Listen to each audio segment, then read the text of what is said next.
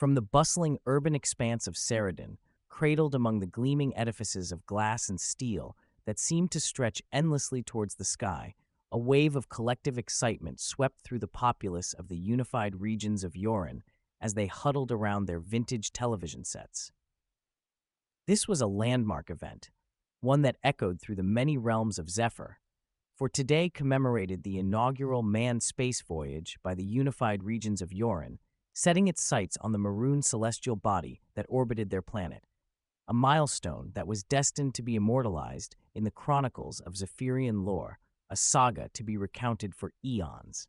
As the amber light of the looming celestial giant, Zan'ril, bathed the planet in its warm luminescence, a tangible sense of solidarity, ambition, and nervousness enveloped the myriad societies scattered across this world. From the secure bastions of the Rocktar dominions to the modest hamlets of the Mira clans, every gaze was glued to their vintage screens, hearts racing with a cocktail of eagerness and apprehension. At the core of the Valzon Rift, surrounded by grandiose launching apparatuses and the shadow of Mira VII alongside the flurry of activities, stood a monumental edifice known as the Global Space Operations Center, GSOC. Perched atop an elevated landform, it served as the nerve center for the monumental venture on the cusp of unfolding. Within its sacred confines, a cadre of astute scientists and engineers worked fervently, bathed in the gentle luminescence of monitors. Among them was Zan'ril, the project's lead engineer and chief scientist, overseeing and deciphering the spacecraft's data and any reports of anomalies. As Zan'ril concentrated on his duties, a youthful engineer by the name of Naya approached him, her dark orbs sparkling with enthusiasm. "Da!"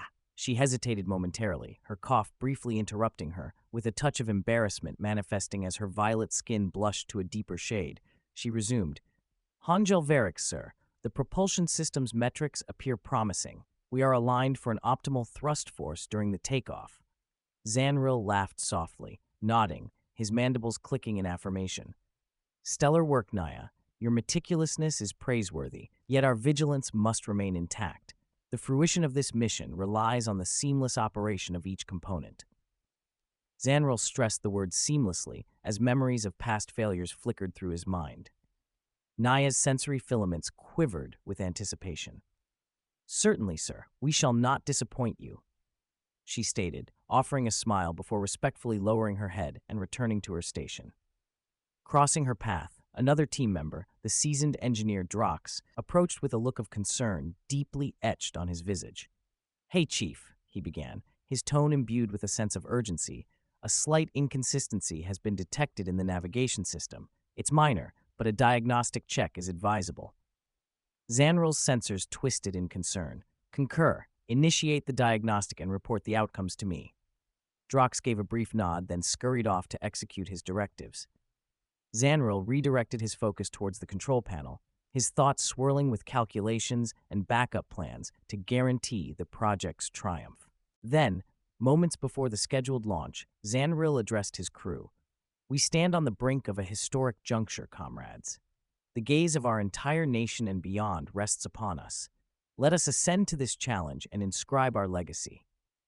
With reinvigorated zeal, the team intensified their efforts, their actions embodying a harmony of precision and intent, aware that the destiny of their mission was in their grasp, and defeat was not an option. As the countdown proceeded, Zan'ril's eyes remained affixed to the monitors, his heart thudding with a blend of thrill and trepidation. Every ticking second stretched on indefinitely, the burden of responsibility heavy on his lean shoulders. Suddenly, an anomaly on the display caught his eye. Zan'ril's sensors twitched in alarm as he analyzed the data, his mind working overtime to interpret its significance. "Drox, status report," he demanded, his voice slicing through the tension-filled control room. The rugged engineer swiftly returned to Zan'ril's side, his expression somber. "Chief, the diagnostic unveiled a slight glitch in the navigation system. It's within safe margins for launch, yet it poses a potential hazard during the lunar descent." Zan'ril's mandibles pressed together with worry, yet he maintained a composed exterior. "Understood, Drox. Activate the emergency protocols and reroute the navigation to circumvent the compromised subsystem. We can leave nothing to chance." Drox nodded gravely and began his task, his hands moving with experienced agility as he implemented the adjustments. Meanwhile, as the countdown neared its climax, the control room's tension soared. With a steady hand, Zan'ril input the concluding commands, his fingers gliding over the interface with expert ease. Then, with a deafening roar that resonated through the foundation of the GSOC, the rocket ascended into the sky, leaving a trail of smoke and fire in its wake as it embarked on its legendary journey. Amidst the surrounding applause, Zan'ril allowed himself a fleeting moment of gratification. However, his thoughts quickly shifted to the forthcoming challenges. For the true testament of their resolve was yet to be faced as they maneuvered through the vastness of space to reach their goal, the maroon moon. Mira VII cleaved through the atmosphere of Zephyr with an elegance worthy of its standing as the pinnacle of Yorin technology. Its vivid hues shimmered under the sun, casting a captivating spectacle for those watching from below. Within the spacecraft's cockpit, Captain Zan'ril remained undistracted, his hands firm on the controls as he steered the vessel through the upper stratosphere. Beside him, pilot Laya scrutinized the navigational systems, her keen eyes darting across the array of displays. "Command, this is Captain Zan'ril," he communicated, his tone composed yet commanding. "We have exited the atmosphere and are on our trajectory to the maroon moon, all systems operational within normal limits." A static-filled voice replied from the other end, originating from the GSOC back on Zephyr. "Clear, Captain. We are monitoring your journey from here. All appears well from our perspective. Keep us informed of any updates." "Clear, command." Zan'ril confirmed before ending the communication. As Mira VII navigated the vastness of space, the crew assumed their duties, each member concentrated on their assigned tasks. Engineer Mia kept vigil over the propulsion systems, her proficiency ensuring the engines operated at peak performance. Back in the GSOC, Zan'ril and his team kept a close watch on the spacecraft's telemetry, scrutinizing every variation, every irregularity with acute attention, their collective expertise acting as the mission's guiding light. Time passed as Mira VII journeyed through the cosmic void, inching closer to its target.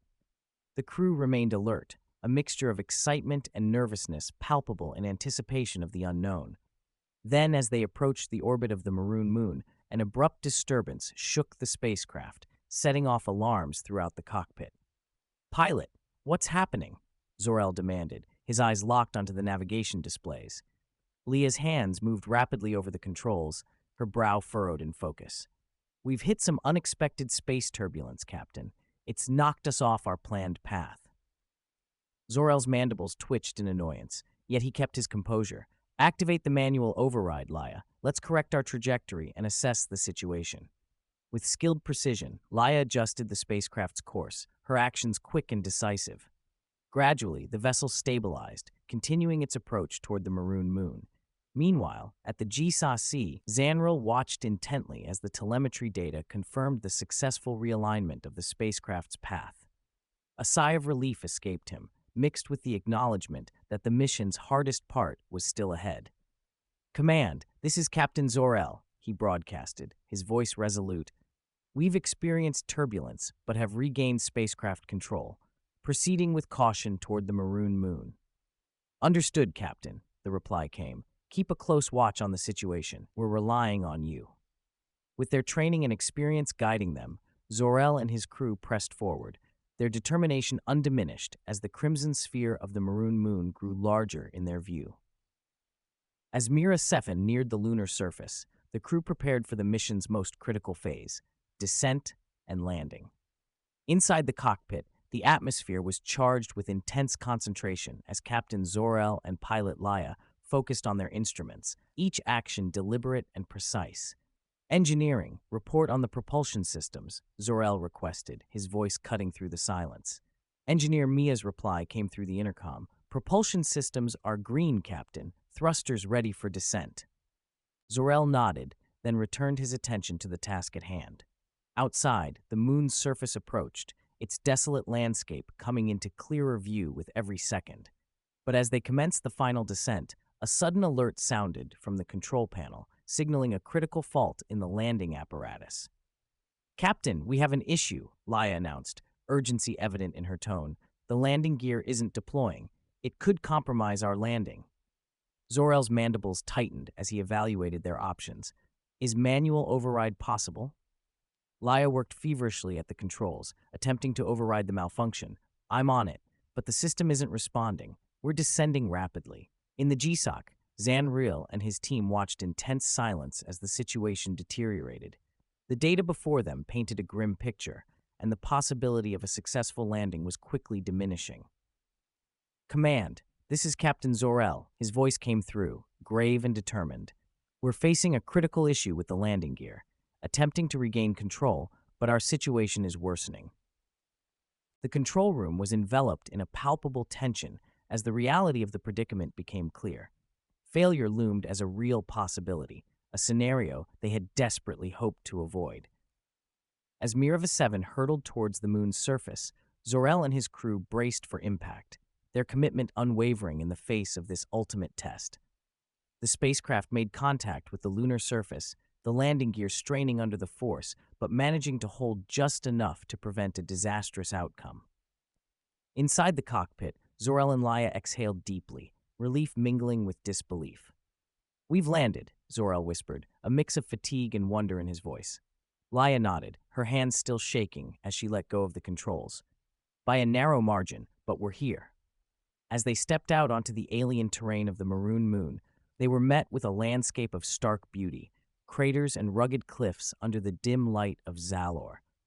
Despite the harsh environment, a thrill of achievement surged through them, marking their success in this monumental endeavor. Back at the GSOC, a wave of jubilation swept through the team as the news of the safe landing spread. Toasts were made in honor of Mira VII's crew, their feat hailed as a monumental victory for Zephyr and a proud moment for the URI. Yet, amidst the celebrations, an undercurrent of apprehension remained. As time passed and the crew commenced their lunar exploration, communications with Mira VII became sporadic and unreliable. Command, this is Captain Zor-El. His voice, strained with concern, broke through intermittently. We're facing disruptions with our communication gear. Need guidance on the issue. The response from command was fragmented, struggling against the static. Captain, experiencing difficulty. Maintain. With a concerned glance shared among them, the crew recognized the gravity of their situation. The anomalies could not be overlooked.